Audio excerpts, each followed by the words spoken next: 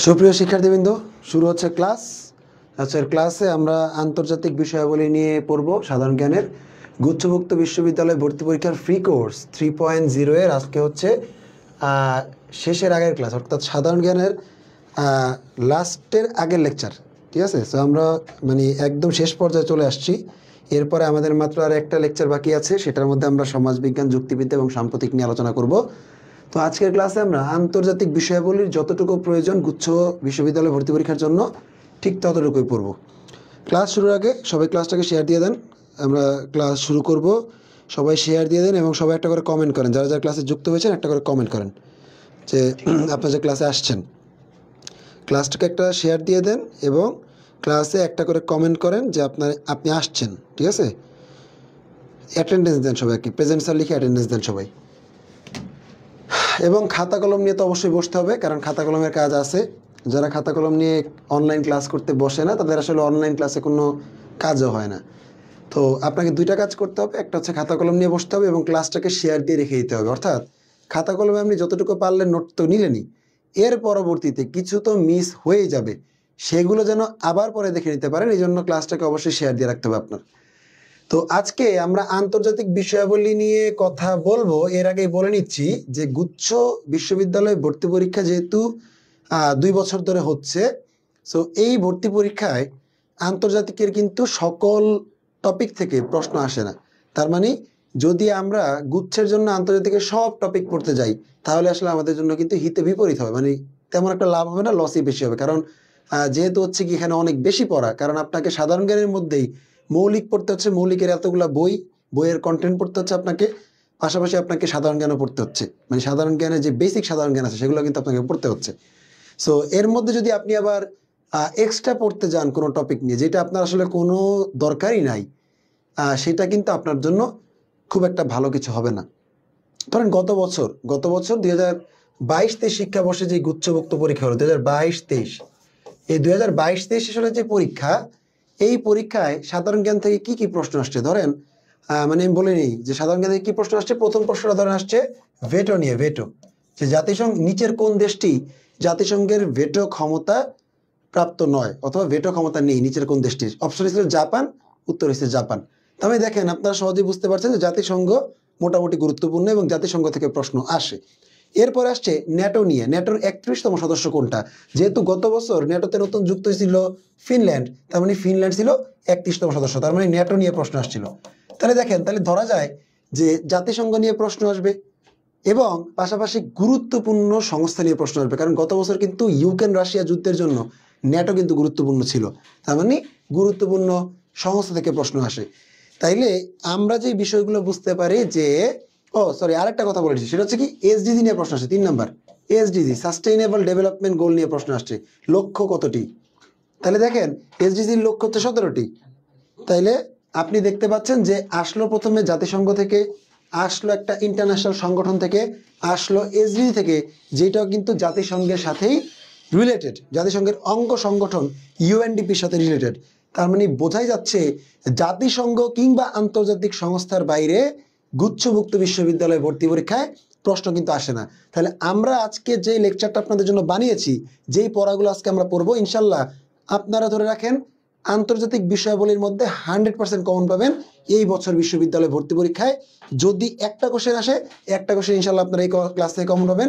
যদি 3টা আসে, 3টা ইনশাল্লাহ এই ক্লাসটা থেকে কমন পাবেন। ওকে, সো আমি একটু দেখছি যে হচ্ছে গিয়ে কারা কারা জয়েন করেছে। আমি শিফাকে দেখতে পাচ্ছি, শিফা সালাম জানিয়েছে।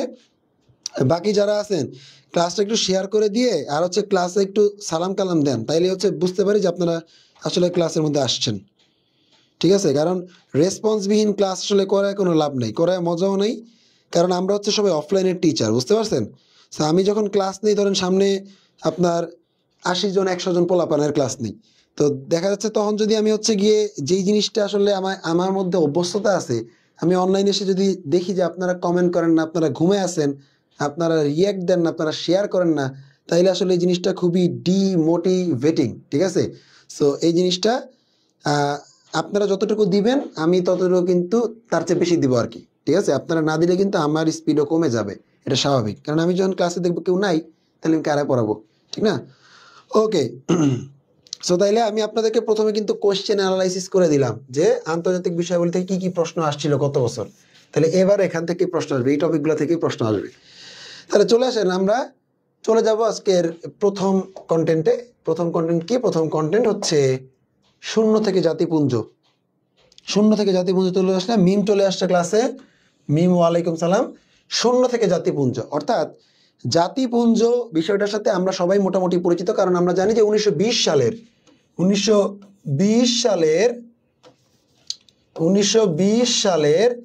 10 জানুয়ারি 1920 সালের 10 জানুয়ারি কিন্তু কি প্রতিষ্ঠিত হয়েছিল বলেন তো? জাতিপুঞ্জ প্রতিষ্ঠিত হয়েছিল। এবং এই জাতিপুঞ্জটা মূলত কিন্তু প্রতিষ্ঠিত হয়েছিল প্রথম বিশ্বযুদ্ধের ফলস্বরূপ। প্রথম বিশ্বযুদ্ধ না হলে হয়তো বা জাতিপুঞ্জ প্রতিষ্ঠিত হতো না। তাহলে কি? তাহলে আমরা একটু দেখে আসি, মানে জাস্ট একটু মানে একটা কি করে এটার উপর দিয়ে একবার চোখ বুলায় নেওয়া আর কি। এরকম ভাবে আমরা হচ্ছে জাতিপুঞ্জের ইতিহাসটা একটু পড়ে নিই, কারণ যেহেতু এখান থেকে আমাদের খুঁটিয়ে ইতিহাস থেকে প্রশ্ন আসবে না, সো আমাদের এটা মুখস্থ করার কোনো দরকার নেই। তো জাস্ট বলে নেই, সেটা হচ্ছে একটা সময় পৃথিবীতে আপনারা আজকে যে মানচিত্র দেখতেছেন, আমাদের মানচিত্রের দিকে তাকালে অনেক অনেক দেশে বিভক্ত মানচিত্র। তো এইরকম একসময় পৃথিবীর মানচিত্র ছিল না। পৃথিবীর মানচিত্রে কিছু বড় বড় সাম্রাজ্য ছিল। কি ছিল ভাই? সাম্রাজ্য। যেমন ধরেন এই যে এরকম ধরেন এখান দিয়ে হচ্ছে অস্ট্রো হাঙ্গেরি সাম্রাজ্য, অস্ট্রো হাঙ্গেরি সাম্রাজ্য, অস্ট্রো হাঙ্গেরি সাম্রাজ্য। এই পাশে ধরেন আছে অটোমান সাম্রাজ্য, অটোমান সাম্রাজ্য। এই পাশে বৃহৎ এলাকা ধরে রয়েছে রুশ বা রোমানব সাম্রাজ্য, রুশ সাম্রাজ্য। এখান দিয়ে আছে অস্ট্রো হাঙ্গেরির পাশ দিয়া প্রুশিয়ান সাম্রাজ্য, মানে মূলত যেটা জার্মানি, প্রুশিয়ান সাম্রাজ্য,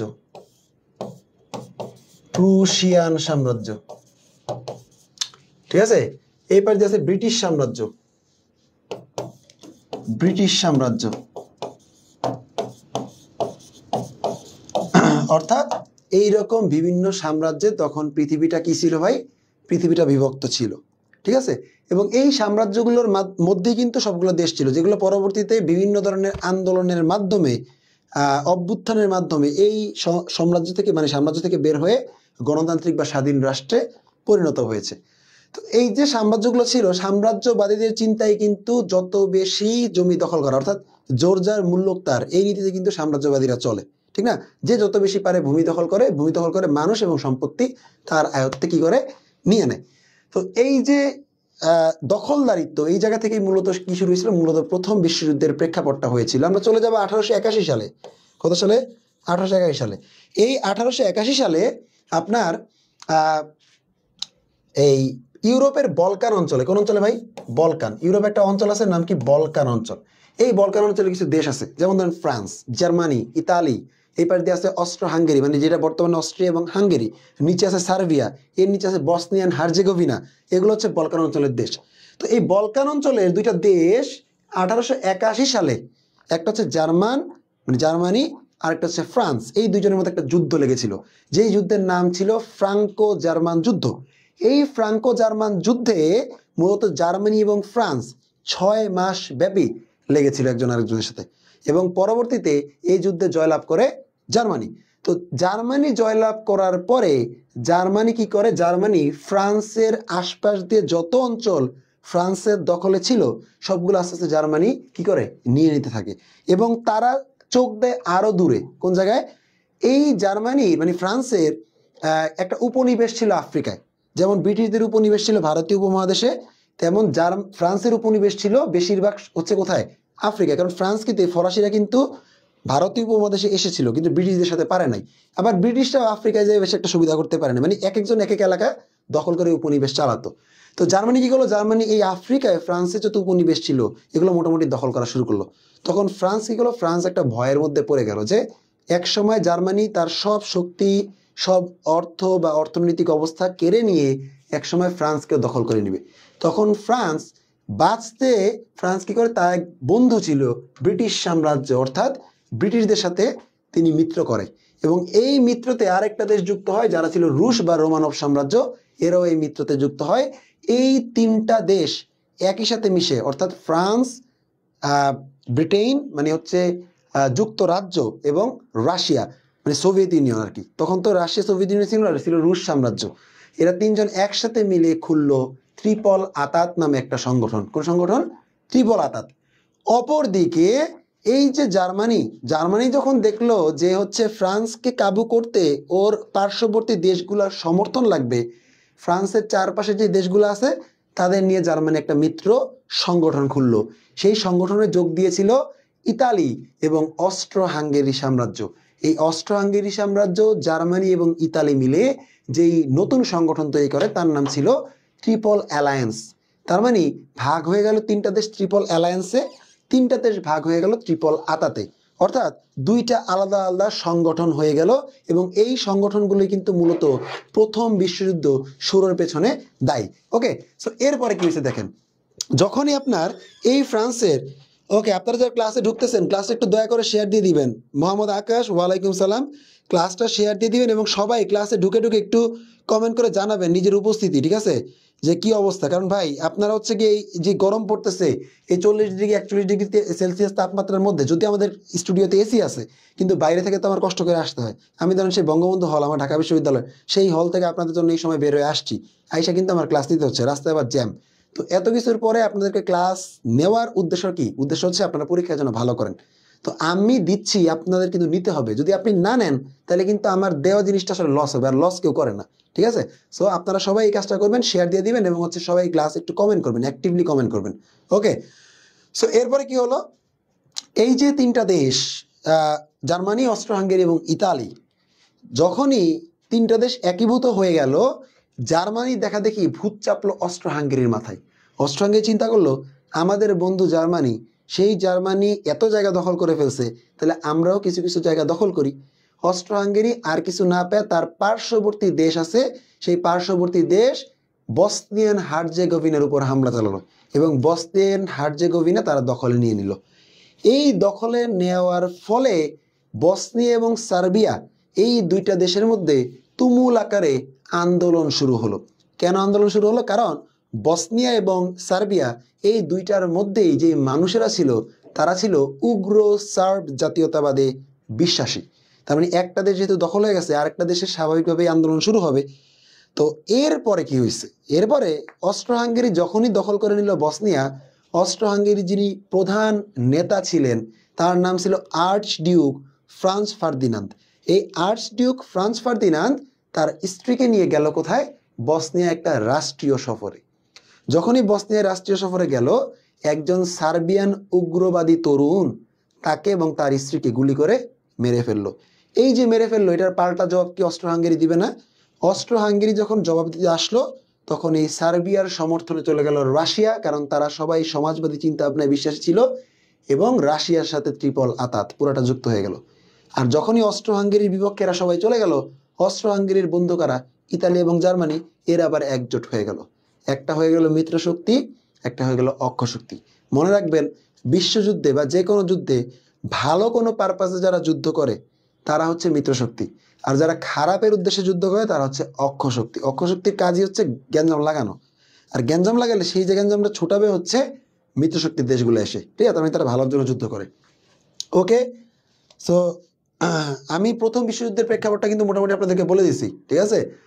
এরপরে কি হলো, প্রথম বিশ্বযুদ্ধ চলমান হলো এবং এর মধ্যে হচ্ছে গিয়ে মোটামুটি একটা সময় মার্কিন যুক্তরাষ্ট্র যোগ দিল। যদিও মার্কিন যুক্তরাষ্ট্র প্রথমে কোনো যুদ্ধে ছিল না, না ছিল প্রথম বিশ্বযুদ্ধে, না ছিল দ্বিতীয় বিশ্বযুদ্ধে। তো এরপরে প্রথম বিশ্বযুদ্ধে এসে মার্কিন যুক্তরাষ্ট্র যুক্ত হলো। যুক্ত হওয়ার পরে এই পরাজয় কিন্তু মোটামুটি সুনিশ্চিত হয়ে গেল এবং প্রথম বিশ্বযুদ্ধের পরে পুরা বিশ্ব যেন আর কোনোদিনও এই এমন কোনো যুদ্ধে না জড়ায়, সেজন্য কিন্তু মূলত বিশ্ব নেতারা লিগ অফ নেশনস বা জাতিপুঞ্জ গঠন করে 10 জানুয়ারি 1920 সালে, এবং এটা সদর দপ্তর ছিল সুইজারল্যান্ডের জেনেভাতে। ক্লিয়ার? তো জাতিসংঘ বা লিগ অফ নেশনস প্রতিষ্ঠার ইতিহাসটা কিন্তু আমরা মূলত জেনেছি। এখন আসেন, জাতিপুঞ্জ হওয়ার পরও তো টিকলো না, আবার তো দ্বিতীয় বিশ্বযুদ্ধ হলো। তাহলে কেন হলো এটা একটু শর্টে জেনে নেই।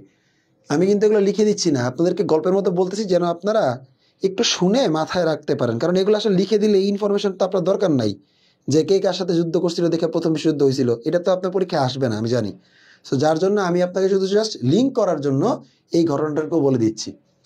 তো প্রথম বিশ্বযুদ্ধে একমাত্র দোষী সাব্যস্ত হলো জার্মানি, কারণ জার্মানি কিন্তু প্রথমে ফ্রান্সের সাথে গ্যাঞ্জামটা লাগাইই কিন্তু প্রথম বিশ্বযুদ্ধের একটা বীজ বপন করছে। তো জার্মানিকে মিত্রশক্তির দেশগুলো যুদ্ধাপরাধী হিসেবে আখ্যায়িত করে দ্বিতীয় ভার্সাই চুক্তি পাশ করে। এই দ্বিতীয় ভার্সাই চুক্তিও ফ্রান্সের ভার্সাই নগরে হয়েছে, প্রথম ভার্সাই চুক্তিও ফ্রান্সের ভার্সাই নগরে হয়েছে। প্রথম ভার্সাই চুক্তি হয়েছিল স্বাধীনতা, কার স্বাধীনতা? আমেরিকার স্বাধীনতার জন্য। আমেরিকার স্বাধীনতার সময় এই যুক্তরাজ্য এবং ফ্রান্সের মধ্যে একটা চুক্তি হয়, সেটা ছিল প্রথম ভার্সাই চুক্তি, মার্কিন যুক্তরাষ্ট্রের স্বাধীনতা নিয়ে। আর দ্বিতীয় ভার্সাই চুক্তি হয়েছিল মূলত এই প্রথম বিশ্বযুদ্ধের সমাপ্তি সূচক হিসাবে।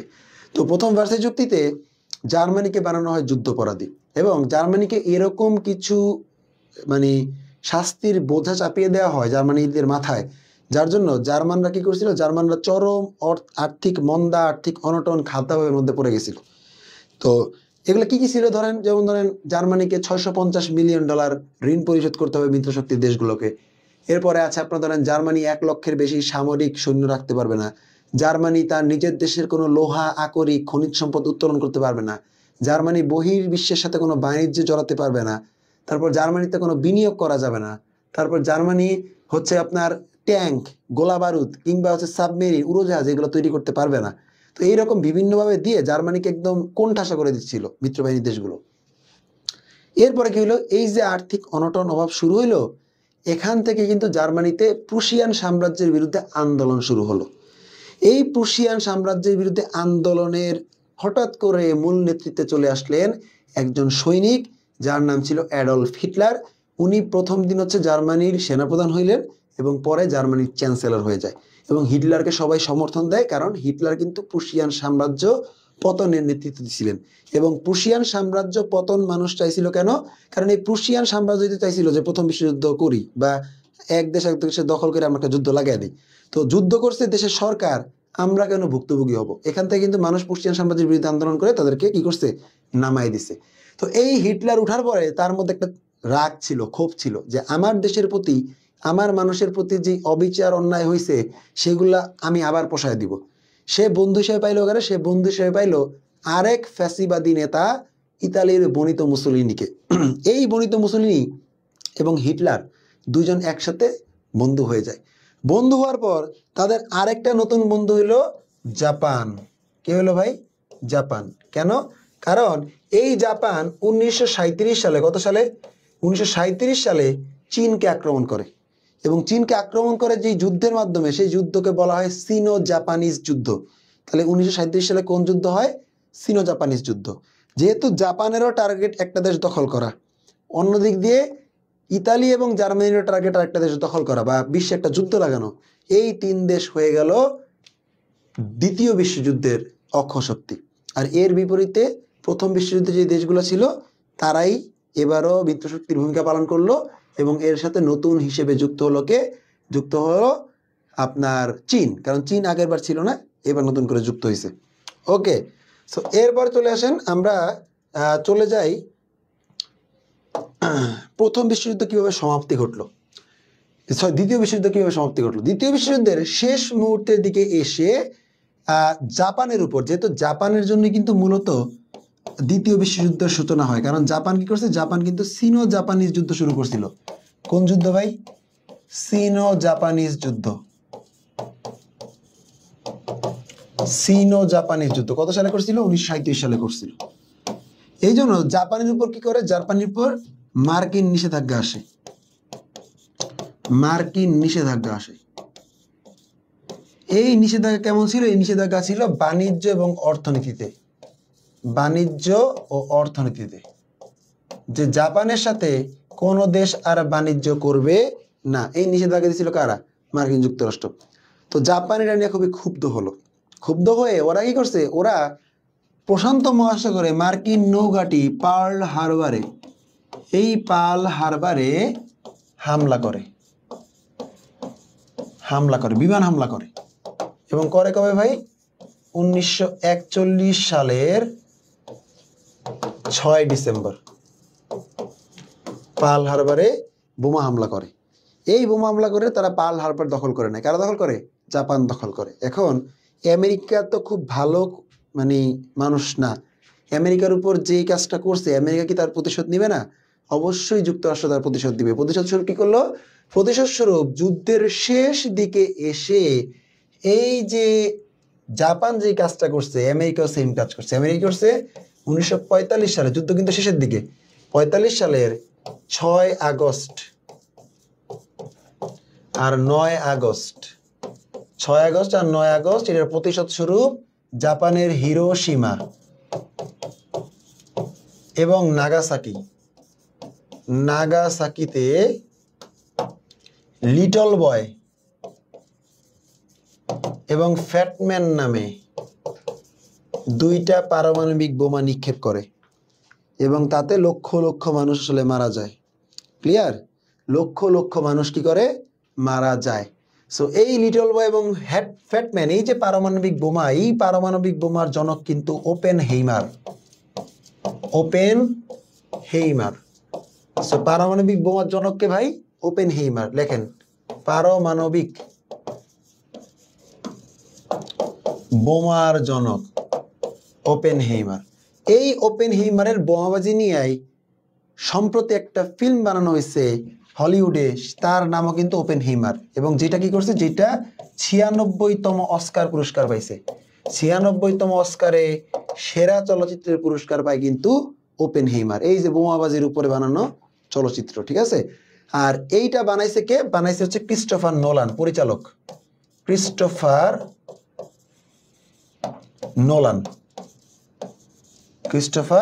নোলান।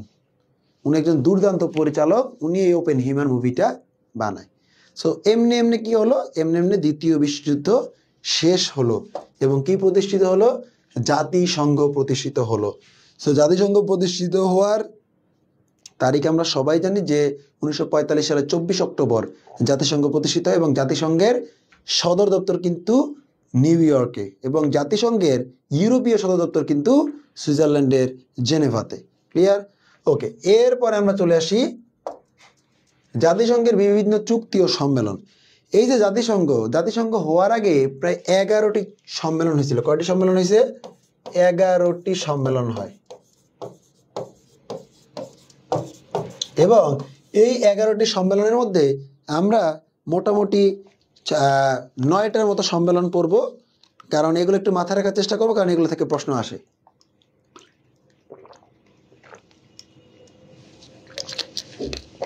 ক্লিয়ার? সো আমরা 9টার মতো সম্মেলন পড়ব। আচ্ছা, সো চলে আসেন, প্রথমে আমরা দেখতে পাচ্ছি লন্ডন ঘোষণা। তাইলে আমরা বলতে পারবো কি? আমরা বলতে পারবো যে জাতিসংঘের প্রথম যে সম্মেলন ছিল, মানে জাতিসংঘ প্রতিষ্ঠায় প্রথম যে সম্মেলন ছিল, সেই সম্মেলনটা ছিল লন্ডন ঘোষণা। সেই সম্মেলনটার নাম কি ছিল ভাই? লন্ডন ঘোষণা। এরপর আমরা চলে আসব, পরে আমরা দেখব ব্রিটেন উডস সম্মেলন। এটা একটা গুরুত্বপূর্ণ সম্মেলন, খুবই গুরুত্বপূর্ণ, ইম্পর্ট্যান্ট। ঠিক আছে? কেন ব্রিটেন উডস গুরুত্বপূর্ণ? কারণ ব্রিটেন উডস ছিল যুক্তরাষ্ট্রের এই নিউ হ্যাম্পশায়ারে। এই ব্রিটেন উডস সম্মেলনটা হয় 1944 সালে। কত সালে ভাই? 1944 সালে। এইটা হচ্ছে জাতিসংঘের অর্থ বিষয়ক সম্মেলন। কি সম্মেলন? অর্থ বিষয়ক সম্মেলন। এবং এর মাধ্যমে 3টি সংগঠন প্রতিষ্ঠিত হয়, 3টি সংগঠন প্রতিষ্ঠিত হয়, আর একটি সিদ্ধান্ত গ্রহণ করা হয়, গুরুত্বপূর্ণ সিদ্ধান্ত। তাহলে ব্রিটেন উডস সম্মেলন ছিল 1944 সালের। এই ব্রিটেন উডস সম্মেলনের মাধ্যমে কিছু গুরুত্বপূর্ণ সংগঠন প্রতিষ্ঠিত হয় এবং একটি গুরুত্বপূর্ণ সিদ্ধান্ত নেওয়া হয়। আপনারা তো অনেক পড়ে আসেন, যারা ক্লাসটা দেখতেছেন অলরেডি, আপনারা ঢাকা বিশ্ববিদ্যালয়ের প্রিপারেশন নিচ্ছিলেন, নিয়ে থাকার সময় আপনারা কিন্তু পড়েছেন এই বিষয়গুলো, আমি বিশ্বাস করি, কারণ এগুলা আমরা আমাদের স্টুডেন্টদেরকে পড়িয়েছি। তাহলে বলেন তো, যে এই যে ব্রিটেন উডস সম্মেলনের যে একটি গুরুত্বপূর্ণ সিদ্ধান্ত, এটা কি ছিল? কি বলতে পারবেন? 1944 সালের ব্রিটেন উডস সম্মেলনের একটি যে গুরুত্বপূর্ণ সিদ্ধান্ত ছিল, এই সিদ্ধান্তের মাধ্যমে কি নেওয়া হয়েছিল? কোন সিদ্ধান্তটা নেওয়া হয়েছিল? সবাই একটু কমেন্ট করেন তো। যারা পারবেন তারা তো কমেন্টে লিখবেনই, যারা পারবেন না একটু কষ্ট করে লিখবেন যে ভাইয়া পারি না, লিখে দিবেন। এটা লিখবেন ভাইয়া পারি না, কোনো সমস্যা নাই, না পারা কোনো দোষের কিছু না ভাই।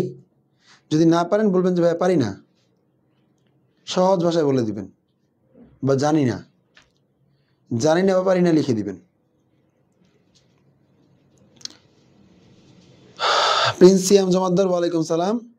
তাহলে বলেন একটু যে 1944 সালে ব্রিটেন উডস সম্মেলনের মাধ্যমে 3টি সংগঠন প্রতিষ্ঠিত হয়েছে, ওকে মানলাম। একটি যে গুরুত্বপূর্ণ সিদ্ধান্ত নেওয়া হয়েছে সেটা কি? যে একটি গুরুত্বপূর্ণ সিদ্ধান্ত নেওয়া হয়েছে সেটা কি?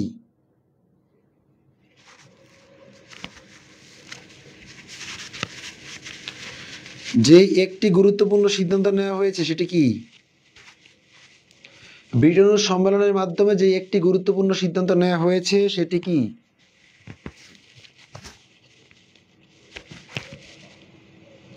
কেউ পারেন না? কেউ পারবেন না?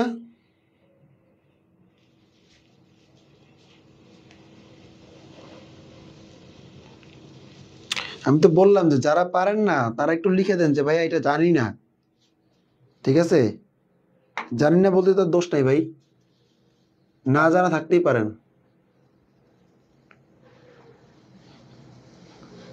1944 সালে ব্রিটেন উডস সম্মেলনের মাধ্যমে যে গুরুত্বপূর্ণ সিদ্ধান্তটি নেওয়া হয় সেটি কি ছিল? ওকে, শিফার সৎ সাহস আছে, সুন্দর করে লিখতে, জানি না, নাই জানতে পারে ভাই, না জানা তো দোষের কিছু না।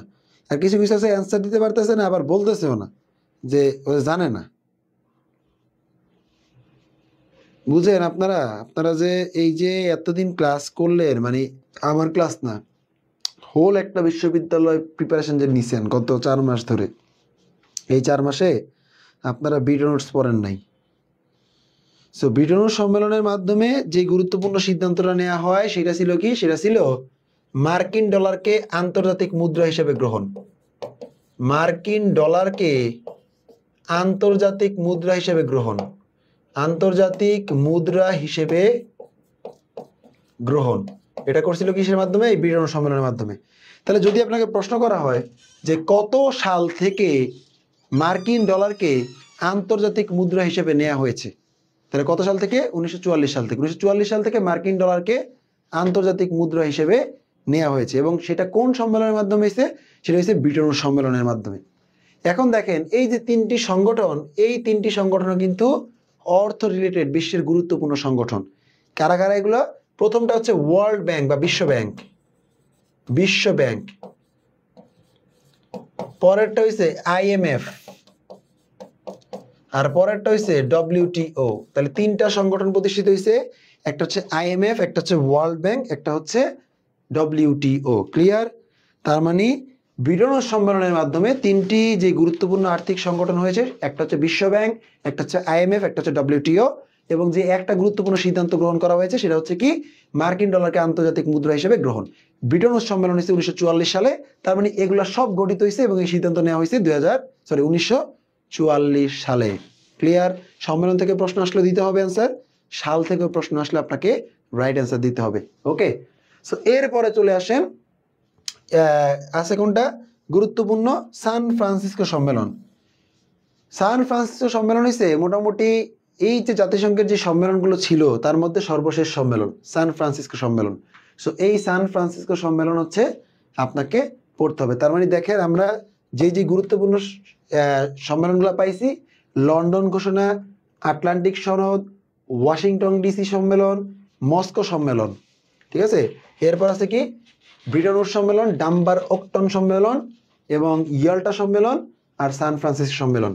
এখানে একটা ছন্দ আছে, এই ছন্দের মাধ্যমে আপনি চাইলে কি করতে পারেন? আপনি এই যে বিষয়গুলো আছে, যেই সম্মেলনগুলো জাতিসংঘের, সেটা খুব সহজে কি করতে পারেন? মুখস্থ করতে পারেন। যেমন London, Atlantic, Washington, Moscow, Tehran, Britain Woods, ঠিক আছে, ডাম্বার ওকটন, ওকে, ইয়াল্টা, সান ফ্রান্সিসকো। এমনি সিরিয়ালি আপনি কিন্তু কি করতে পারেন? সিরিয়ালি আপনি মনে রাখতে পারেন যে এই যে সম্মেলনগুলো জাতিসংঘে হয়েছিল। তাহলে মনে রাখবেন সবার শেষটা হচ্ছে সান ফ্রান্সিসকো, আর সবার প্রথমটা হচ্ছে লন্ডন ঘোষণা। ক্লিয়ার? ওকে, তো এরপর আমরা চলে আসব জাতিসংঘের কিছু ইনফরমেশন নিয়ে। জাতিসংঘের কিছু ইনফরমেশন নিয়ে।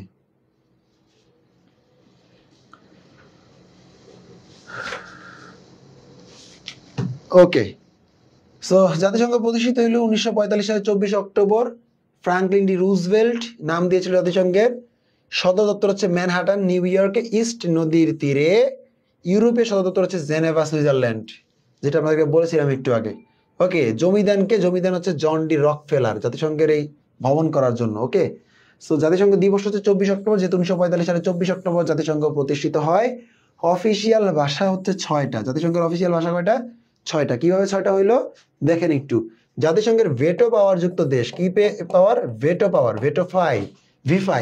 এই ভেটো পাওয়ার যুক্ত দেশ হচ্ছে 5টা। এগুলো হচ্ছে USA, UK, USA, UK, France, China, CHI, Russia. এই 5টা হচ্ছে কি বলে জাতিসংঘের ভেটো ক্ষমতাযুক্ত দেশ। এই ইউএসএ এবং ইউকের ভাষা হচ্ছে একটা, ইংরেজি। ইউএসএ এবং ইউকের ভাষা একটা, সেটা কি? ইংলিশ। ফ্রান্সের ভাষা হচ্ছে ফরাসি ভাষা, ফরাসি। চায়নার ভাষা হচ্ছে ম্যান্দারিন বা চাইনিজ, মান্দারিন বা চাইনিজ। আর রাশিয়ার ভাষা হচ্ছে রুশ ভাষা। কি ভাষা? রুশ ভাষা। তার মানে 5টা ভেটো ক্ষমতাযুক্ত দেশের ভাষা হচ্ছে 4টা, প্লাস সাথে যুক্ত হয়েছে মধ্যপ্রাচ্যের দেশগুলোর ভাষা হচ্ছে আরবি, আর সাথে যুক্ত হয়েছে ল্যাতিন আমেরিকা এবং ইউরোপের অনেক দেশের মানুষ স্প্যানিশ ভাষায় কথা বলে, এজন্য স্প্যানিশকে যুক্ত করা হয়েছে। তার মানে এই 6টা হচ্ছে জাতিসংঘের অফিসিয়াল ভাষা, এবং 7ম দাপ্তরিক ভাষা হবে বাংলা।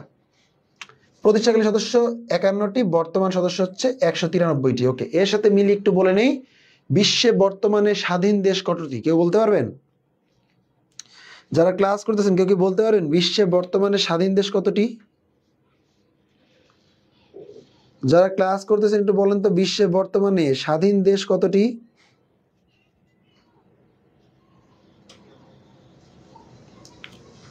বিশ্বে বর্তমানে স্বাধীন দেশ কতটি একটু বলেন তো। আরে এটা তো ভাই কংক্রিট কোনো প্রশ্ন জিগাইলাম না, এটা তো জিগাইছি একটা সংখ্যামূলক প্রশ্ন। যে যেই কয়টা জানেন বইলা দেন, না জানলে একটা বানায় বইলা দেন, তাও তো কমেন্ট করা উচিত। শিফা কমেন্ট করছে, ওকে মানা যায়, কিন্তু বাকিরা এই যে ক্লাসের মধ্যে যারা আছে 15-20 জন, এরা কেউ কমেন্ট করতেছেন না। এমনি হলে কিন্তু ক্লাস বন্ধ করে দেবেন, বুঝছেন? এই ক্লাস নিয়ে কোনো লাভ নাই। সংখ্যামূলক প্রশ্ন না জানলে তো একটা বানায় দেওয়া যায় নাকি, যে ভাই আমার মনে হইতেছে এটা হবে। বিশ্বে বর্তমানে স্বাধীন দেশ কয়টি কেউ জানেন না?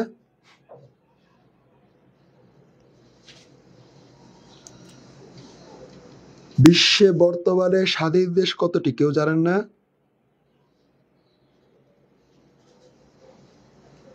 ওকে, যেহেতু আপনারা জানেন না, না জানাটা দোষের কিছু না, বাদ দেন। ওকে, বিশ্বে বর্তমানে স্বাধীন দেশ হচ্ছে 196টা। কয়টা? 196টা। এই 196টা স্বাধীন দেশের মধ্যে সর্বশেষ কিন্তু ছিল দক্ষিণ সুদান 2011 সালে। সর্বশেষ স্বাধীন দেশ হিসেবে যুক্ত হয়েছিল দক্ষিণ সুদান। এই যে 196টা দেশ, এই 96টা দেশের মধ্যে কিছুটা ভাগ আছে। ভাগ কি? এর মধ্যে জাতিসংঘের সদস্য বা ইউএন সদস্য হয়েছে 193টা। তাহলে জাতিসংঘের সদস্য কয়টা? 193টা। তাহলে 3টা স্বাধীন দেশ মাইনাস হইল কেন? 3টা স্বাধীন দেশের অবস্থা বর্তমানে কি? এই 3টা দেশ হচ্ছে, প্রথমে জেনে নিই 3টা দেশ কি কি। 3টা দেশ হচ্ছে ফিলিস্তিন, কসোভো, ভ্যাটিকান। ফিলিস্তিন, কসোভো আর ভ্যাটিকান। এই ফিলিস্তিনের পর্যায়ে হয়েছে এইরকম যে একে জাতিসংঘ স্বাধীন দেশ হিসেবে স্বীকৃতি দিছে, কিন্তু সদস্য পদ দেয় নাই। তাইলে 196টা স্বাধীন দেশের মধ্যে 193কে জাতিসংঘ স্বীকৃতিও দিছে, সদস্যপদ দিছে। ফিলিস্তিনকে স্বীকৃতি দিছে কিন্তু সদস্যপদ দেয় নাই। আর কসোভো ভ্যাটিকানকে জাতিসংঘ স্বীকৃতিও দেয় নাই স্বাধীন দেশের, এবং সদস্যপদও দেয় নাই। সো এই হচ্ছে মোট 196টা দেশের বর্তমান অবস্থা। ওকে, সো এরপরে তো প্রতিষ্ঠার উদ্দেশ্য কি? বিশ্ব শান্তি ও নিরাপত্তা নিশ্চিত করা, প্রতিষ্ঠাকালীন সদস্য আর দেখলাম। ওকে, সো এরপরে চলে আসেন জাতিসংঘের পর্যবেক্ষক হচ্ছে 2টি, ভ্যাটিকান এবং ফিলিস্তিন পর্যবেক্ষক অবস্থায় আছে। সর্বশেষ সদস্য দেশ হচ্ছে দক্ষিণ সুদান 193তম। ওকে, এই যে আমি বলছিলাম না 11 সালে স্বাধীন হয়েছে, 11 সালে। মূল সংস্থা হচ্ছে 6টি। জাতিসংঘের মূল সংস্থা কয়টা? 6টা। সাধারণ পরিষদ, নিরাপত্তা পরিষদ, অর্থনৈতিক সামাজিক পরিষদ, আন্তর্জাতিক আদালত সচিবালয়, এবং হচ্ছে অছি পরিষদ। অস্থি না, এটা হচ্ছে অছি পরিষদ। কি পরিষদ? অছি। দেখেন এখানে বলছে কার্যক্রম স্থগিত আছে একটা পরিষদে, সেটার নাম কি ভাই? নাম হয়েছে অছি পরিষদ। অছি পরিষদের কার্যক্রম স্থগিত আছে কেন? কত সাল থেকে? 1994 সাল থেকে। এটার কাহিনীটা কি? কাহিনীটা হচ্ছে এই অছি পরিষদের কাজ ছিল যে কোনো ঝুট ঝামেলাগ্রস্ত দেশে যে সেখানে সাময়িকভাবে আলোচনার মাধ্যমে শান্তি ফিরিয়ে আনা, এটা ছিল অসি পরিষদের কাজ। তো 1994 সালে এরকম শেষ যে দেশটা ছিল নাম ছিল পালাউ, পলাউ না কিন্তু পালাউ। এই পালাউ স্বাধীন হয়ে যায় এবং স্বাধীন হয়ে যাওয়ার পরে এই ঝুট ঝামেলা আর নাই, যার জন্য অসি পরিষদের কাজও আর নাই। যদি কোনোদিন এরকম ঝুট ঝামেলা তৈরি হয় অসি পরিষদ আবারও বসবে, কোনো সমস্যা নাই। এরপরে চলে আসেন জাতিসংঘ নিয়ে গুরুত্বপূর্ণ তথ্য। জাতিসংঘ মহাসচিব নির্বাচনে অনুমোদন আবশ্যক কিন্তু নিরাপত্তা পরিষদে, মনে রাখবেন জাতিসংঘ। আচ্ছা একটা প্রশ্ন আসছে দেখি একটু, তাহলে উত্তর কি দিবে? 196 না 193? অবশ্যই স্বাধীন দেশ আসলে 196টা অ্যান্সার, আর জাতিসংঘের সদস্য আসলে 193 অ্যান্সার হবে। ক্লিয়ার? আমি আবারও বলে দিচ্ছি, স্বাধীন দেশ কতটি? অ্যান্সার 196। জাতিসংঘের সদস্য দেশ কয়টা? 193। ওকে, চলে আসেন জাতিসংঘের মহাসচিব নির্বাচনে অনুমোদন দেয় কিন্তু নিরাপত্তা পরিষদ, আর জাতিসংঘের মহাসচিব নির্বাচন করে হচ্ছে সাধারণ পরিষদ। দুইটা জিনিসের পার্থক্য বুঝবেন। জাতিসংঘের মহাসচিব নির্বাচন করবে সাধারণ পরিষদ, আর এই নির্বাচনটাকে নিয়োগ প্রদান করবে বা অনুমোদন দিবে হচ্ছে নিরাপত্তা পরিষদ, কারণ নিরাপত্তা পরিষদের সুপ্রিম পাওয়ার জাতিসংঘে। ওকে, এরপর চলে আসেন নবম মহাসচিব, যিনি বর্তমানে আছেন। সাধারণ পরিষদ উন্মুক্ত সাক্ষাৎকারের মাধ্যমে তিনি নির্বাচিত হয়। পূর্বে নির্ধারিত হতো 5 সদস্যের ক্লোজ ডোর প্রক্রিয়ায়, মানে ভেটো পাওয়ার যুক্ত যে 5টা দেশ আছে তাদের ক্লোজ ডোর প্রক্রিয়ায়। ওকে, প্রথম এবং একমাত্র পদত্যাগকারী মহাসচিব ছিল নরওয়ে ট্রিক ভ্যালি। 1961 সালে বিমান দুর্ঘটনায় মৃত্যুবরণ করেন ড্যাগ হ্যামারশোল্ড, যার নামে জাতিসংঘের শান্তি রক্ষায় সর্বোচ্চ পদকটা দেয়া হয়, ড্যাগ হ্যামারশোল্ড পদক। এরপর চলে আসেন দক্ষিণ এশিয়ায় নির্বাচিত মহাসচিব ছিলেন উথান্ট। এই উথানের বাড়ি ছিল মিয়ানমার এবং উনি বাংলাদেশের মুক্তিযুদ্ধের সময় কিন্তু জাতিসংঘের মহাসচিব ছিল। তারপর আমরা কিন্তু জাতিসংঘ থেকে তেমন একটা সাপোর্ট পাই নাই। তাহলে বুঝেন জাতিসংঘে থাইকা লাভ কি হয়েছে, ঠিক আছে, আর জাতিসংঘে আমাদের মহাসচিব থেকে কি লাভ হয়েছে। ওকে, এরপর চলে আসেন যে মহাসচিব পরবর্তীতে তার দেশের প্রেসিডেন্ট নির্বাচিত হয়েছিলেন, তিনি হচ্ছেন কুর্ট ওয়াল্ডহেইম। উনি ছিলেন কি? অস্ট্রেলিয়ার। এরপরে চলে আসেন জাতিসংঘ নিয়ে আরো কিছু গুরুত্বপূর্ণ প্রশ্ন আছে। জাতিসংঘ ইউরোপীয় কার্যালয় অবস্থিত হচ্ছে জেনেভা, সুইজারল্যান্ডে। জাতিসংঘ শান্তি বিশ্ববিদ্যালয় হচ্ছে কোস্টারিকার সান জোসে, কিন্তু জাতিসংঘ বিশ্ববিদ্যালয় হচ্ছে টোকিও, জাপানে। তার মানে আপনারা কিন্তু প্রশ্নে অ্যান্সার করার সময় অবশ্যই এটা কি শান্তি বিশ্ববিদ্যালয় না হুদা বিশ্ববিদ্যালয় দেখে পরে অ্যান্সার দিবেন। মনে রাখবেন জাতিসংঘ বিশ্ববিদ্যালয় হচ্ছে টোকিও, জাপান, কিন্তু যদি বলা হয় জাতিসংঘ শান্তি বিশ্ববিদ্যালয়, এইটা আবার আলাদা একটা প্রতিষ্ঠান। এটা কোথায়? এটা হচ্ছে কোস্টারিকার সান জোসে। ক্লিয়ার? এরপরে চলে আসেন জাতিসংঘের নিয়ে আর কিছু গুরুত্বপূর্ণ তথ্য আছে। জাতিসংঘের পতাকার রং হচ্ছে নীল এবং মাঝখানে পৃথিবীর মানচিত্র, আর মানচিত্রের দুই পাশে হচ্ছে সাদা রঙের জলপাই গাছের দুটি ডাল।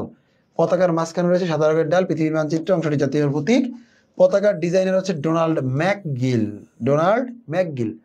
পতাকায় জলপাই এবং সাদা রং হচ্ছে শান্তির প্রতীক, আর নীল হচ্ছে বিশালতার প্রতীক। সমুদ্রের রং নীল, আকাশের রং নীল, দুইটাই বিশাল, তাই বিশালতার প্রতীক হচ্ছে নীল।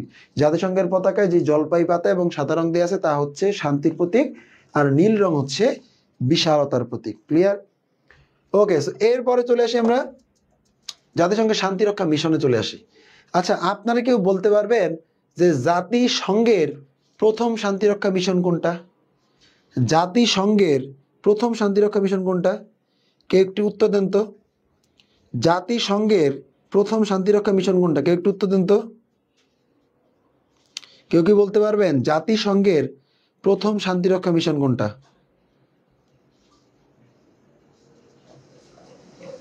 কেউ একটু বলেন তো জাতিসংঘের প্রথম শান্তিরক্ষা মিশন কোনটা? জাতিসংঘের প্রথম শান্তিরক্ষা মিশন কোনটা?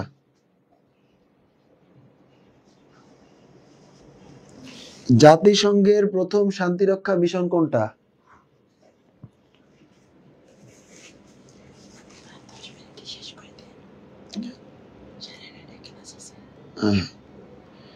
জাতিসংঘের প্রথম শান্তিরক্ষা মিশন কোনটা? আচ্ছা, কেউ জানেন না? ওকে, আমরা শুরু করে দিচ্ছি। জাতিসংঘের প্রথম শান্তিরক্ষা মিশনটা ছিল 1948 সালে। কেন 1948 সালে হয়েছিল? কারণ 1917 সালে এই মধ্যপ্রাচ্যে কিন্তু একটা ঝামেলা হয়েছিল। সেটা হচ্ছে কি, 1917 সালে বেলফোর চুক্তি ঘোষণা করা হয়।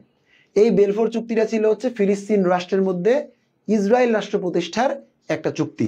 এই চুক্তির 31 বছর পরে কি হইলো, 1948 সালে ফিলিস্তিনের বুকে ইসরায়েল রাষ্ট্র প্রতিষ্ঠিত হলো। এবং তখনই প্রথম আরব ইসরায়েল যুদ্ধ হয়। এই আরব ইসরায়েল যুদ্ধের পরে একটা এই যুদ্ধবিরতি হয়েছিল, যুদ্ধবিরতির ইংলিশ হচ্ছে ট্রুস। কি ভাই? ট্রুস। সো এই ট্রুসটা পর্যবেক্ষণ করার জন্য জাতিসংঘ প্রথম 1948 সালে শান্তিরক্ষা মিশন পাঠায়, যার নাম ছিল ইউএনটিএসও বা United Nations Truce Supervision Organisation. Clear? আমি যদি বলা হয় আপনাকে জাতিসংঘের প্রথম মিশন কোনটা, তাহলে সেটা হচ্ছে ইউএনটিএসও। আর যদি বলা হয় বাংলাদেশের প্রথম শান্তিরক্ষা মিশন কোনটা, তাহলে বলবেন ইউনিমগ। ইউনিমগ। এই ইউনিমগ পাঠানো হয়েছিল 1988 সালে। কেন? কারণ 1980 থেকে 1988 পর্যন্ত ইরাক ইরান যুদ্ধ হয় 8 বছর, এবং এই যুদ্ধের শেষে জাতিসংঘ শান্তি রক্ষার জন্য ইউনিমগ পাঠায়, United Nations Iraq Iran military observer group, এবং এইখানেই প্রথম বাংলাদেশ সেনাবাহিনীর 15 জন সদস্য যোগ দিছিল। যার জন্য যদি বলা হয় বাংলাদেশ কবে প্রথম শান্তিরক্ষা মিশনে যায়, 1988, বা বাংলাদেশ সেনাবাহিনী প্রথম কবে মিশনে যায়, 1988। পুলিশ প্রথম মিশনে যায় 1989 সালে, আর নৌ এবং বিমান বাহিনী প্রথম মিশনে যায় 1993 সালে। মনে রাখবেন, পুলিশ 1989, নৌ বিমান 1993। তো এই হচ্ছে মোটামুটি জাতিসংঘের শান্তিরক্ষা বাহিনী নিয়ে কাজবাজ। এরপরে চলে আসেন জাতিসংঘের শান্তিরক্ষা মিশনের আরো কিছু ইনফরমেশন আছে। এই বিপশট আছে, বিপশট হচ্ছে আমার বাড়ির কাছে গাজীপুরে। এই বিপশট হচ্ছে Bangladesh institute of piece and operation support and training. এরপরে চলে আসেন জাতিসংঘের অঙ্গ সংগঠন। সাধারণ পরিষদের একটা বেশ ভালো ব্যাখ্যা দেয়া আছে, এরপরে নিরাপত্তা পরিষদ দেয়া আছে আপনার অর্থনৈতিক সামাজিক পরিষদ, এবং এই অর্থনৈতিক সামাজিক পরিষদের কিছু আবার অঙ্গ সংগঠন আছে যারা দেখেন বিশ্বের বিভিন্ন অঞ্চলে কাজ করে। এই আমাদের প্রশান্ত মহাসাগরীয় অঞ্চল এবং এশিয়ায় যারা কাজ করে তারা হচ্ছে স্ক্যাপ। এই স্ক্যাপ হচ্ছে economic and social commission for Asia Pacific. এই স্ক্যাপে কিন্তু ঘূর্ণিঝড়ের নাম প্রদান করে, অর্থাৎ ভারত মহাসাগরের পার্শ্ববর্তী যে 13টি দেশ আছে, এই 13টি দেশ থেকে নাম প্রস্তাব করে স্ক্যাপ, এবং তারা নাম জমা দেয়, স্ক্যাপ লটারি করে করে তাদের আলাদা আলাদা নাম দেয়। ক্লিয়ার? ওকে। সো এরপর চলে আসেন আন্তর্জাতিক আদালত। দেখতে পাচ্ছেন নেদারল্যান্ডের হেগে অবস্থিত। অছি পরিষদ, যেটা বললাম যে কেন অছি পরিষদের কার্যক্রম স্থগিত হয়েছিল, সেটা এখানে দেয়া আছে। এরপরে চলে আসেন জাতিসংঘের অঙ্গ সংগঠনের মধ্যে আরেকটা হচ্ছে জাতিসংঘ সচিবালয়, আমরা দেখলাম। চলে আসেন তারপর জাতিসংঘের উন্নয়ন সংস্থা। কিছু উন্নয়ন সংস্থা আছে। এক নম্বর হচ্ছে ইউনিসেফ। জাতিসংঘের ইউনিসেফ শিশুদের নিয়ে কাজ করে, এবং আছে ইউনিফেম, নারীদের নিয়ে কাজ করে। ইউএন ওমেন, নারীদের নিয়ে কাজ করে। আমি আপনাদেরকে আগেও পড়িয়েছিলাম যে নতে নারী নতে নিউ ইয়র্ক, নতে নারী নতে নিউ ইয়র্ক, অর্থাৎ নারী বিষয়ক জাতিসংঘের সকল সংগঠনের সদর দপ্তর হচ্ছে কোথায় ভাই? নিউ ইয়র্কে। ইউনিফেম নিউ ইয়র্কে, ইউএন ওমেন নিউ ইয়র্কে, ইনস্টো নিউ ইয়র্কে, সিডো নিউ ইয়র্কে। নারীদের নিয়ে যারা কাজ করে সবার সদর দপ্তর কোথায় ভাই? নিউ ইয়র্কে। মনে রাখবেন, অতে অর্থ ওতে ওয়াশিংটন, অর্থাৎ অর্থ নিয়ে যারা যারা কাজ করে সবার সদর দপ্তর হচ্ছে ওয়াশিংটনে। যেমন ধরেন ওয়ার্ল্ড ব্যাংক, যেমন ধরেন আইএমএফ, যেমন ধরেন আইসিএসআইডি, যেমন ধরেন মিগা, সবার সদর দপ্তর কোথায়? সবার সদর দপ্তর হচ্ছে ওয়াশিংটন ডিসিতে। ক্লিয়ার? আর খাদ্য এবং কৃষি বিষয়ক সবকিছু হচ্ছে রোমে। খাদ্য কৃষি বিষয়ক সবকিছু কোথায়? রোমে। ক্লিয়ার? যেমন হচ্ছে ওয়ার্ল্ড ফুড প্রোগ্রাম রোমে অবস্থিত, তারপর হচ্ছে গিয়ে ইফাদ রোমে অবস্থিত। ঠিক আছে? তো এগুলো সবগুলো কোথায়? রোমে। এরপর চলে আসেন ইউনেপ আছে, কেনিয়ার নাইরোবিতে পরিবেশ নিয়ে কাজ করে, এবং তারাই কিন্তু শেখ হাসিনাকে চ্যাম্পিয়ন অফ দ্য আর্থ উপাধি দিয়েছিল। ইউএনএফপি আছে, ইউএনডিপি আছে, খুবই গুরুত্বপূর্ণ সংগঠন, কারণ ইউএনডিপি কিন্তু এসডিজি এর স্কোর কিপার। এসডিজি এবং এমডিজি যারা বাস্তবায়ন করছে তাদের যে পয়েন্ট, সেই পয়েন্ট দেয় হচ্ছে ইউএনডিপি, এবং মানব উন্নয়ন সূচক প্রকাশ করে হচ্ছে ইউএনডিপি। মনে রাখবেন, মানব উন্নয়ন সূচক বা হিউম্যান ডেভেলপমেন্ট ইন্ডেক্স প্রকাশ করে ইউএনডিপি, ওয়ার্ল্ড ডেভেলপমেন্ট ইন্ডেক্স প্রকাশ করে বিশ্ব ব্যাংক, এবং গ্লোবাল ফাইন্যান্স রিপোর্ট প্রকাশ করে আইএমএফ। এরপরে চলে আসেন ইউনেস্কো। ইউনেস্কো নিয়ে দেওয়া আছে, শিক্ষা বিজ্ঞান নিয়ে কাজ করে ইউনেস্কো, এবং কলিঙ্গ পুরস্কার পায় আব্দুল্লাহ আল মুতি শরফুদ্দিন, বাংলাদেশের একমাত্র হচ্ছে গিয়ে বিজ্ঞানী, উনি পায়। এবং ইউনেস্কো ঘোষিত ওয়ার্ল্ড হেরিটেজ হচ্ছে 300, সোমপুর বিহার, 60 গম্বুজ মসজিদ এবং সুন্দরবন।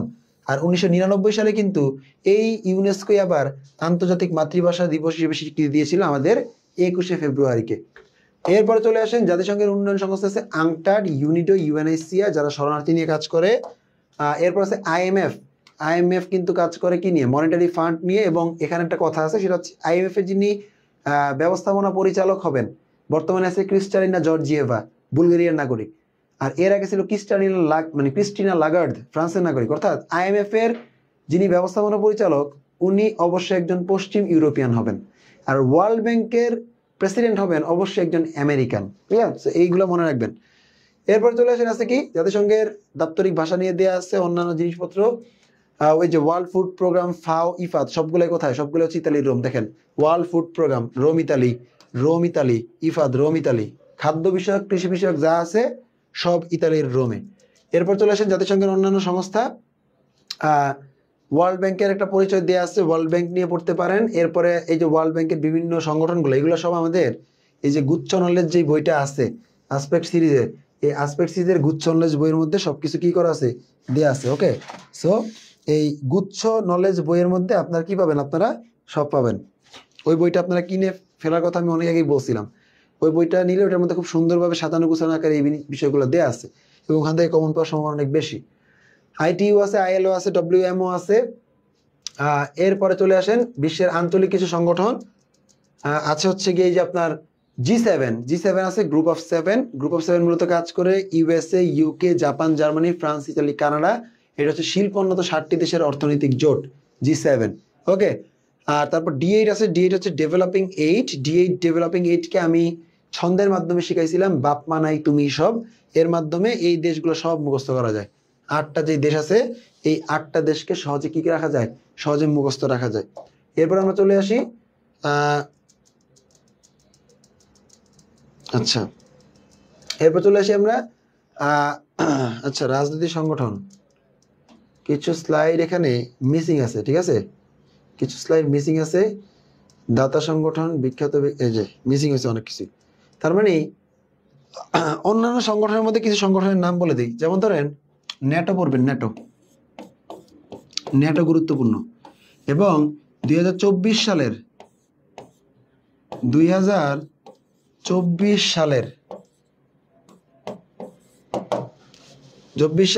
7 মার্চ, 7ই মার্চ কিন্তু ন্যাটোর 32তম দেশ হিসেবে, সদস্য দেশ হিসেবে যুক্ত হয় সুইডেন। ক্লিয়ার? এই সুইডেন ফিনল্যান্ডের সাথে গত বছরই ন্যাটোর সদস্য হিসেবে যোগ দেওয়ার কথা ছিল, কিন্তু যখনই সুইডেন যোগ দিবে তখনই ন্যাটোর 2টা মুসলিম দেশ তুরস্ক এবং আলবেনিয়া ওরা হচ্ছে ভেটো প্রদান করছিল। ওরা ন্যাটোতে এই সুইডেনকে প্রবেশ করাইতে দিতে চায় নাই, যার জন্য সুইডেন গত বছর প্রবেশ করতে পারেনি। আর ন্যাটোর সুবিধা হচ্ছে এরকম যে কোনো সদস্য দেশ যদি ভেটো দিয়ে বসে নতুন সদস্য ঢোকার ক্ষেত্রে, তখন আর ওই সদস্য ঢুকতে পারবে না। যার জন্য ন্যাটোর 32তম সদস্য দেশ হিসেবে সুইডেনকে যোগ দিতে হয়েছে এই বছর। ক্লিয়ার?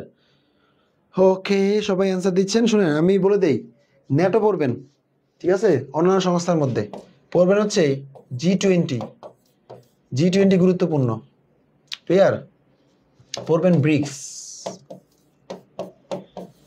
পড়বেন। ওকে, ন্যাটো, G20, ব্রিক্স, এই 3টা সংগঠনও অনেক গুরুত্বপূর্ণ। ওকে, এবং আঞ্চলিক সংস্থার মধ্যে আসিয়ানকে পড়ে রাখবেন, ASEAN, association of South East Asian nations. আর পড়ে রাখবেন হচ্ছে সার্ক পড়বেন, যেহেতু সার্কের বর্তমান মহাসচিব হচ্ছে Bangladeshi Golam Sarwar, South Asian association for regional cooperation. পড়বেন ওআইসি পড়ে রাখবেন, ঠিক আছে, যেহেতু মুসলিম দেশের জোট হচ্ছে ওআইসি। আর ওপেক নিয়ে পড়ে রাখতে পারেন। কেন পড়ে রাখতে পারবেন? কারণ এই যে সৌদি কি বলে ইরাক হচ্ছে গিয়ে সৌদি আরব, ইরাক, মধ্যপ্রাচ্য, ইরান, মানে ইরাক না ইরান, এই মধ্যপ্রাচ্য নিয়ে যে সংকটটা চলতেছে, এই সংকটের কারণে কিন্তু তেলের বাজারে কিন্তু দাম আপ ডাউন করতেছে, যার জন্য ইন্টারন্যাশনাল যেই ওয়েলের কার্টেল, মানে তেলের যে কার্টেল, সেই তেলের কার্টেল ওপেক, এদের হচ্ছে সম্পর্কে একটু জানতে হবে। তো আমি যেটা বললাম যে এগুলা আপনারা আসলে গুচ্ছ নলেজ বই বা আমাদের আসপেক্ট সিরিজে যে সাধারণ জ্ঞান বই আছে, সেই সাধারণ জ্ঞান বই থেকে সুন্দরভাবে সবকিছু পেয়ে যাবেন এবং সেগুলা কি করে ফেলবেন? সেগুলা মুখস্থ করে ফেলবেন। ওকে, আন্তর্জাতিক সংস্থার বাইরে গুচ্ছতে প্রশ্ন আসবে না, আন্তর্জাতিক সংস্থার বাইরে গুচ্ছতে প্রশ্ন আসেও নাই, আসবেও না। এর বাইরে যেগুলো আসবে সেগুলো আসবে সাম্প্রতিক থেকে। তার মানে সাধারণ জ্ঞান যেগুলো আছে আন্তর্জাতিক, তার মধ্যে আন্তর্জাতিক শুধুমাত্র সংস্থা থেকে প্রশ্ন আসবে, আর এর বাইরে আসতে পারে সাম্প্রতিক থেকে। যেমন ধরেন গতকালকে আগের দিন কাতারের আমির শেখ তামিম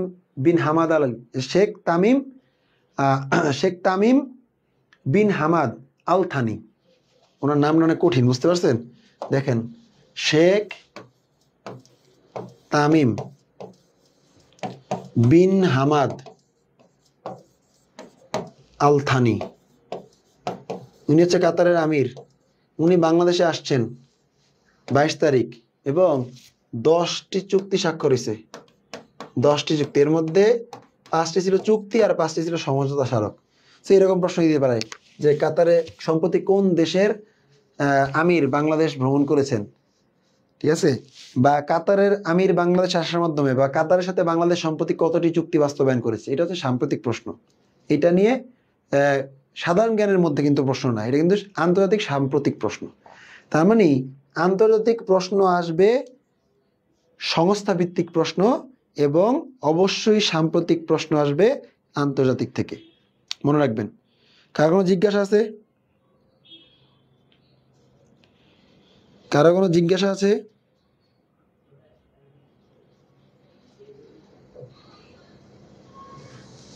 ওকে, সাদিক কমেন্ট করছে 1948 Arab Israel, very good. Maksuda Shifa league of Nations বলছে ওকে। এরপর দেখি কি আছে, বিখ্যাত ব্যক্তি। আচ্ছা, এখানে দেখা যাচ্ছে এখানে স্লাইডে আমাদের কিছু কিছু মিসিং হয়েছে, বুঝতে পারছেন? স্লাইডটা মানে লোড নেয় নাই পুরোপুরি আর কি। অন্যান্য সংস্থার মধ্যে দেখেন ইউএসএর আছে, যেহেতু ইউএসএর আছে তার মানে আপনাকে কি করতে হবে, আপনাকে স্বেচ্ছাসেবী সংগঠনগুলো পড়ার কথা বলা হয়েছে।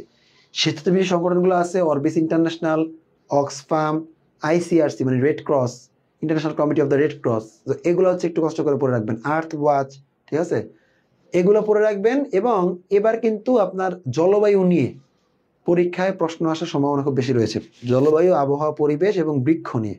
সো এই বিষয়গুলো নিয়ে যারা কাজ করে, যেমন ইউনেপ, ইউনেপ কি, এনভায়রনমেন্ট প্রোগ্রাম, এটা নিয়ে হচ্ছে পড়তে হবে। ওকে। আবার দেখেন যে আর্থ ওয়াচ, এরা কাজ করে মূলত পরিবেশ নিয়ে। গ্রিন পিস কাজ করে পরিবেশ নিয়ে, ঠিক আছে। কপ, পরিবেশ নিয়ে। যেহেতু তাপমাত্রা বেড়ে গেছে, পরিবেশ থেকে মনে হয় প্রশ্ন আসতে পারে, পরিবেশ জলবায়ু থেকে। সো এর সাথে রিলেটেবল যে সংগঠনগুলো আছে তাদেরকে হচ্ছে পড়ে ফেলবেন। এরপর আমি দিছি কি, এরপর আমি দিছি বিখ্যাত ব্যক্তি। বিখ্যাত ব্যক্তি নিয়ে পড়তে হবে। বিখ্যাত ব্যক্তি কি কি ধরেন, বিখ্যাত ব্যক্তির মধ্যে আপনার ধরেন আছে হচ্ছে কি ভাস্কো ডা গামা, তারপর বলবেন Leonardo da Vinci, Leonardo da Vinci, Pablo Picasso, Vincent van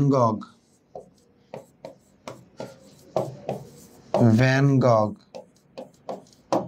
mother Teresa. এই যে এরা যে আছে, এরকম যে ব্যক্তিরা আছেন বিশ্বের মধ্যে বিখ্যাত, তাদের হচ্ছে পড়ে ফেলবেন। ক্লিয়ার? তো তাদেরকে নিয়ে কিন্তু প্রশ্ন আসার সম্ভাবনা রয়েছে। এছাড়া বাংলাদেশে যে বিখ্যাত ব্যক্তিরা আছে অবশ্যই তাদেরকে পড়তে হবে। যেমন হচ্ছে আপনার 22 তারিখ না 21 তারিখ মারা গেল হচ্ছে শিবনারায়ণ দাস, বাংলাদেশের জাতীয় পতাকার প্রথম ডিজাইনার। তো ওনাকে নিয়ে ধরেন প্রশ্ন চলে আসতে পারে। ওকে, তো এই তো মোটামুটি হচ্ছে গিয়ে কাহিনী। এগুলো হচ্ছে আপনাদেরকে কি করতে হবে, এগুলো আপনাদেরকে পড়ে ফেলতে হবে। বিখ্যাত ব্যক্তি, আন্তর্জাতিক সংস্থা এবং হচ্ছে আন্তর্জাতিক সহযোগী সংস্থা, সামরিক সংস্থা, রাজনৈতিক সংস্থা, এগুলো পড়ে ফেললে এবং জাতিসংঘ পড়ে ফেললে ধরে রাখেন যে আপনি আন্তর্জাতিক যেই টপিক থেকে প্রশ্ন আসবে, মানে আন্তর্জাতিক যেখান থেকে প্রশ্ন আসবে, গুচ্ছভুক্ত বিশ্ববিদ্যালয়ে আন্তর্জাতিক আপনি 100% পারবেন। একটা কথা বলে রাখি যে যারা আজকের ক্লাসটা করলেন তারা একটা আইডিয়া পেয়েছেন টপিকের উপর। এবং মনে রাখবেন যে আজকের ক্লাসে আমরা যে আলোচনাগুলো করলাম সেই আলোচনাগুলো থেকে আপনি আন্তর্জাতিকের আন্তর্জাতিকের 100% প্রশ্ন কমন পাবেন।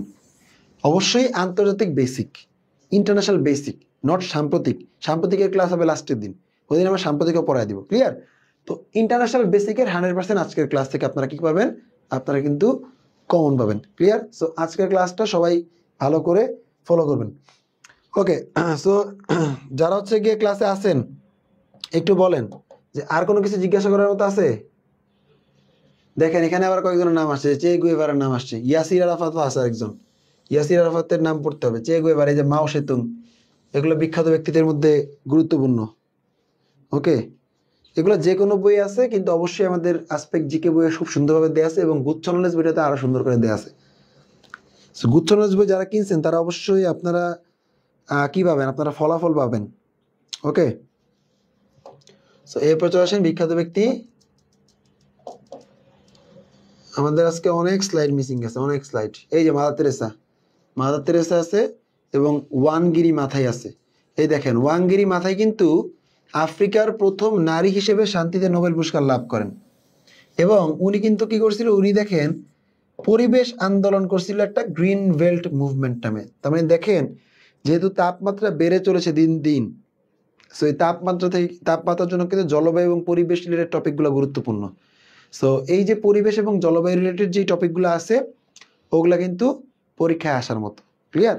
সো যার জন্য আপনাকে এগুলো হচ্ছে গিয়ে পড়তে হবে। ওয়াঙ্গিরি মাথায় গুরুত্বপূর্ণ, কেনিয়ার নারী এবং হচ্ছে তিনি আফ্রিকার প্রথম নারী হিসেবে শান্তিতে নোবেল পুরস্কার পায়। কিন্তু উনি যে আন্দোলনটা করছে পরিবেশ নিয়ে কাজ করছে এবং তার নাম ছিল গ্রিন বেল্ট মুভমেন্ট। সো এটা হচ্ছে আপনাদের জন্য গুরুত্বপূর্ণ। তার মানে পরিবেশ জলবায়ু সবসময় গুরুত্বপূর্ণ, যেহেতু তাপমাত্রা বেড়ে চলছে তার জন্য এখন এই বিষয়টা আরেকটু বেশি অ্যালার্মিং। সো মনে রাখবেন এবার তাপমাত্রা বেড়ে গেছে যেহেতু প্রশ্ন আসতে পারে বাংলাদেশের বর্তমানে বা সম্প্রতি যে রিপোর্ট প্রকাশিত হয়েছে বন অধিদপ্তরের পক্ষ থেকে, বাংলাদেশে বর্তমানে বনাঞ্চল কত বা কত শতাংশ বনাঞ্চল রয়েছে? তো 15.26%। এটা যদি আপনি লাস্ট বা রিসেন্ট তথ্যটা না জানেন আপনি তো পারবেন না। তাপমাত্রা নিয়ে প্রশ্ন আসবে, এরকম বিভিন্ন বিষয় নিয়ে প্রশ্ন আসবে। ওকে, সো আজকের ক্লাসে আমরা কিন্তু আপনাকে আন্তর্জাতিকের যে টপিক সেই টপিকটা থেকে কোন জায়গা থেকে প্রশ্ন আসবে ধরে ধরে বুঝিয়ে দিলাম এবং হচ্ছে টপিকগুলো আলোচনা করে ফেলছি। লাস্ট ক্লাস আমাদের হবে আগামী মঙ্গলবার যে ক্লাস হবে সেখানে আমরা 3টা বিষয় নিয়ে আলোচনা করবো। একটা হচ্ছে মৌলিক পৌরনীতি, মৌলিক সমাজবিজ্ঞান এবং হচ্ছে আপনার সাম্প্রতিক। এরপরে আপনাদের গুচ্ছের ক্লাস ইনশাল্লাহ শেষ হয়ে যাবে। আর একটা কথা বলে রাখি, সেটা হচ্ছে আমাদের ক্লাসগুলোর উপর মানে আমার সাধারণ জ্ঞান ক্লাসের উপর যারা আমল করছেন ইনশাল্লাহ আপনারা 99 থেকে 100% কমন পাবেন, ঠিক আছে? কিন্তু আমল করতে হবে, আমল না করে আইসা কোনো লাভ নেই। ওকে, আজকের ক্লাস শেষ করতেছি। সবাই ভালো থাকবেন, সুস্থ থাকবেন, দেখা হবে নতুন ক্লাসে। খোদা হাফেজ।